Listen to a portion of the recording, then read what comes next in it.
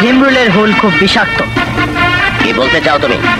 আমি বলতে চাই, এদেশের ছাত্র সমাজকে ভীমরুলের ভয় দেখাবেন না চৌধুরী সাহেব, কারণ তারা বন্দুকের গুলিকে কোনোদিন তোয়াক্কা করেনি। আরেকটা কথা মিস্টার চৌধুরী, এই কলেজ সংসদে আপনার রাজনীতি সমর্থিত কোনো পার্টি বিজয়ী হবে না। অনেক ছাত্র সমাজের একটা অংশ কিন্তু আমার সাথেও আছে। আছে কিছু গুন্ডা পান্ডা যারা আপনাদের মতো রাজনীতিবিদদের চামচাগিরি করে, কিন্তু ছাত্র সমাজ কারো লেজুর বৃত্তি করে না।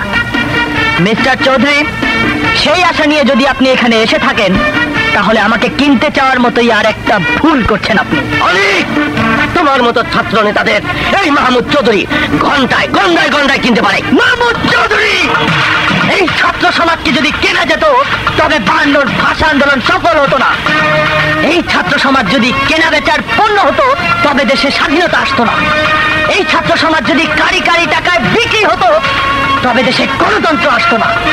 আরেকটা কথা জেনে যান মাহমুদ চৌধুরী, আর যে উদ্দেশ্য নিয়ে আপনি এখানে এসেছেন, সেই উদ্দেশ্য নিয়ে আর একদিন যদি এই ক্যাম্পাসে প্রবেশ করেন, তবে আজ যে সম্মানটুকু নিয়ে আপনি ফিরে যাচ্ছেন, সেদিন হয়তো সেই সম্মানটুকু আপনি পাবেন না।